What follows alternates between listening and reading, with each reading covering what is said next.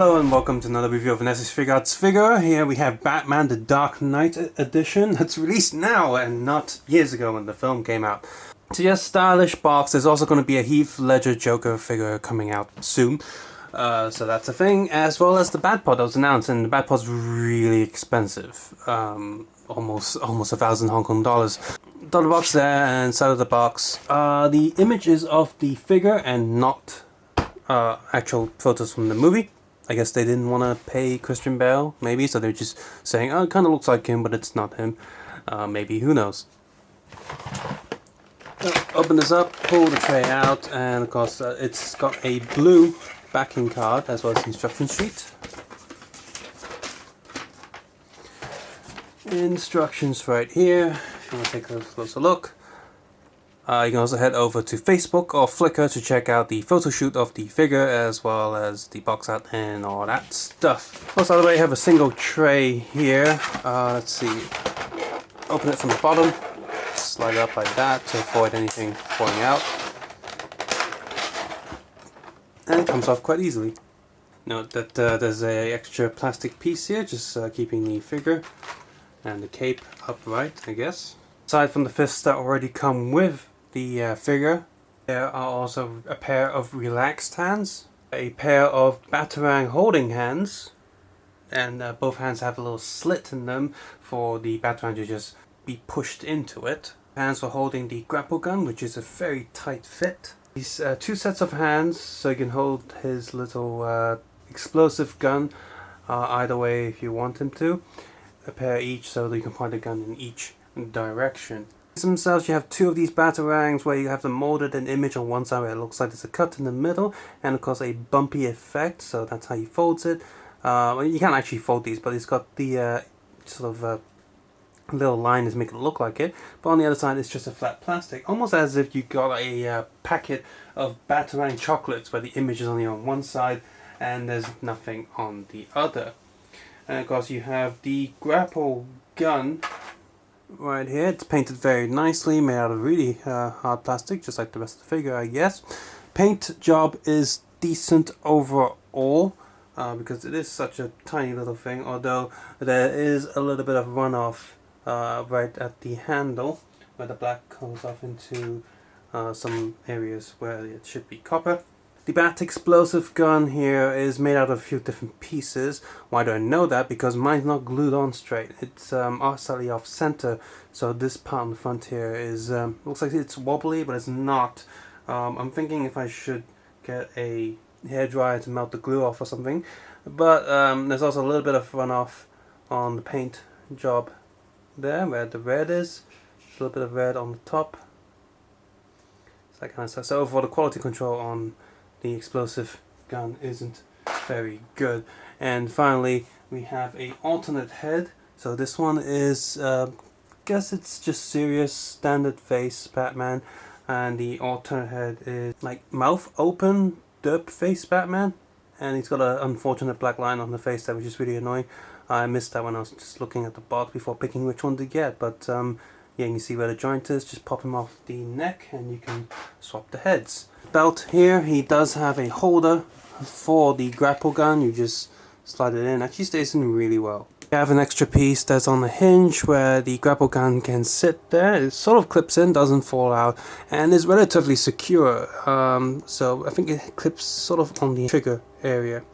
And you can actually remove this. It's not just a stud that plugs in. There's actually a little bump on it, like a Lego minifigure hand plugs into the arm. I preferred that this Grapple Gun had detachable grapple bits, and you can maybe perhaps plug in a piece that's connected to a bit of string with these tips on the end, or some metal wire. That would have been nice, so you can actually do a pose where Batman's swinging through the air, much like the new Spider-Man Homecoming Figuarts also has some webbing that can make him look like he's swinging through the air. Articulation-wise, we have the dual neck joint. His head can only go far this back. You can go forward, sideways, and full rotation if you need it to. It doesn't have this cape in the way. The cape is literally just a piece of cloth that's attached to somewhere at the front of the torso. So something in there, so you can't remove the cape, and trying to pull on it does feel a little bit fragile, so don't pull on it too much.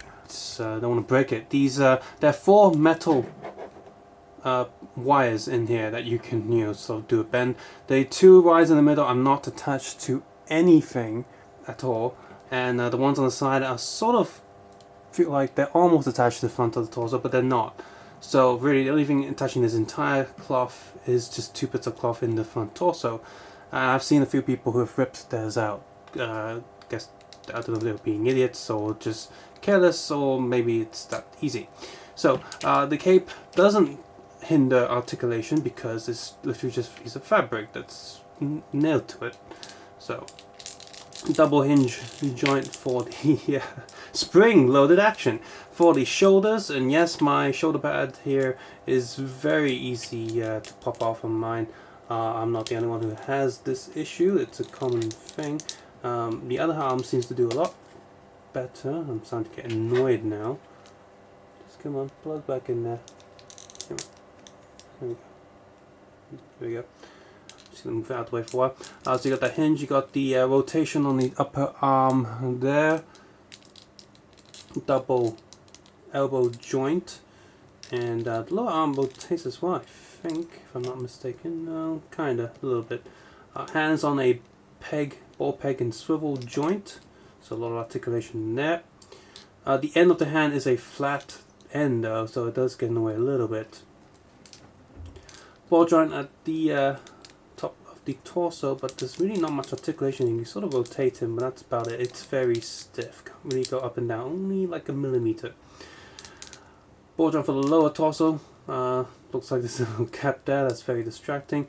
Belt is permanently molded as part of, well, it's glued down to the groin area. Leg-wise, leg goes down, leg goes up just a little bit. Rotation here.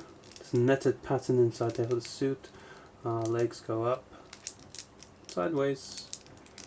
Double knee joint. And leg. His toe joint goes 85 degrees. Foot goes back, forward, sideways, sideways just ever so little. And there's some generic boot patterns at the bottom of the feet. In terms of molding, this figure is very detailed. From the netting texture of the lower, like underneath suit, right up to the armor patterns, it's all very accurate to the movie.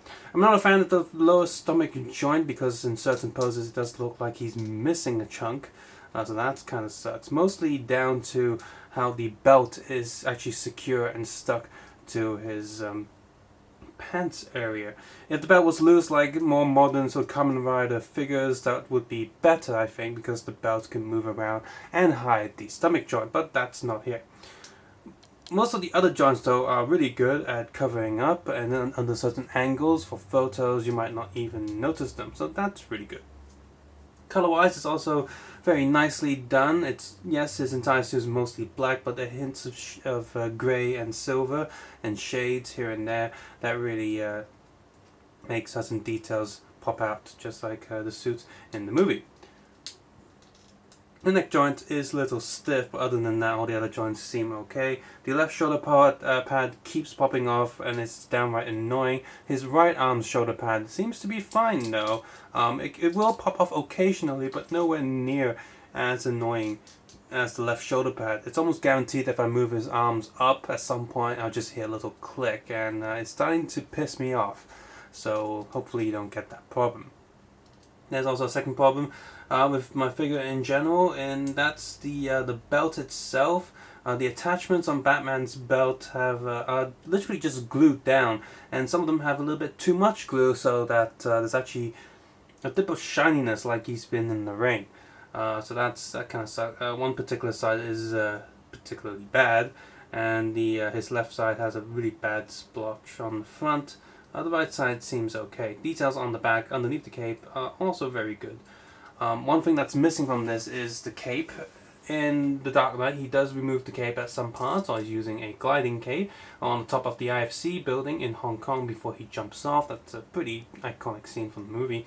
And he does have the gun for shooting the explosives to blow up the window, but he's missing the ability to remove the cape. to so you can do an actual pose relating to that scene. So that kind of sucks. Speaking of the cape, it's while it might seem like a nice concept or idea to have it fully made out of fabric with just a few wires in it for posing, this cape is only good for one thing: the gliding position, and it's still hard to achieve. Especially when you need to move the arms around and that shoulder pad keeps popping out. But you can do it, and Batman does look pretty cool when he's in the gliding position. However, the cape is utterly useless for any other poses. Want to do that signature pose where Batman has one side of his cape covering half his body? It's almost impossible to make that pose without it looking awkward. Mostly, the biggest problem with the cape is that none of the wires are directly attached to the figure's body itself. The two center wires are just floating about, knocking about, and they actually make it harder for you to do the gliding pose because they just flop down and go around the leg, or just drop because they're heavy. The outer two wires, they only touch the edge of the torso plate, but they're not actually attached, and bending them, I guess they use a material that's quite durable and can bend for a long time without it snapping. But at the same time, it's also really hard for you to do really sharp bends, meaning that it's really hard to get the wires to stick snugly or tight around the outside of the figure. I mean, if you want the capes to go directly down, that's not going to happen. It's going to bump up like this constantly wind blowing underneath Batman's cape, and it can get awkward in different poses. So these capes are really hard to pose, and I'm really worried because the new version of Kamen Rider Eternal also has some sort of fabric going on. Not this soft, shiny fabric or some sort of thing that mimics leather, but it all seems like it's going to be working with wires inside it, so I'm worried about how that figure will turn out. The cape here, the material seems at first seems fragile, and does feel a little bit worried that it's going to break or thread really easily, but even pulling around the edges, it's got an elastic feel to it, a property to it, so you can actually pull and stretch it a little bit without damaging anything. So this cape should last a long time. The stitching work is not so good, though there's many threads and wires and little string bits coming off the ends, especially where they stitch the wires in. Just on the edge of that, it looks quite ugly, so you're gonna have to avoid that if you take photos with this figure. Overall, this is still one of the best versions of the Dark Knight version of Batman at this scale. Mafix has previously released this Batman twice, and they're also releasing a third version now. They're just calling it the Dark Knight Rises version. And if you like Mafix or their scale, then those ones are still okay. I think they're slightly cheaper than the Figuarts one, although the price for this one is dropping quite quickly. And of course, Mafix does have the issue with weak joints. I will be getting my first Mafix with the Wonder Woman movie version of Wonder Woman, not the BVS one that they released, but I've also pre-ordered the SS Figuarts one for the Justice League version of Wonder Woman, and I'll be comparing those when those come along.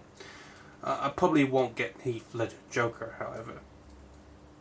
So, if you like Dark Knight and I think this figure is okay, wait a while, let the price drop a little bit before buying one, and of course do be aware that there are quality control issues such as little paint issues, like the one on one of my Batman's alternate head's face, glue issues, cape issues, shoulder pad issues, and Christ, and the explosive gun issue not glued down properly.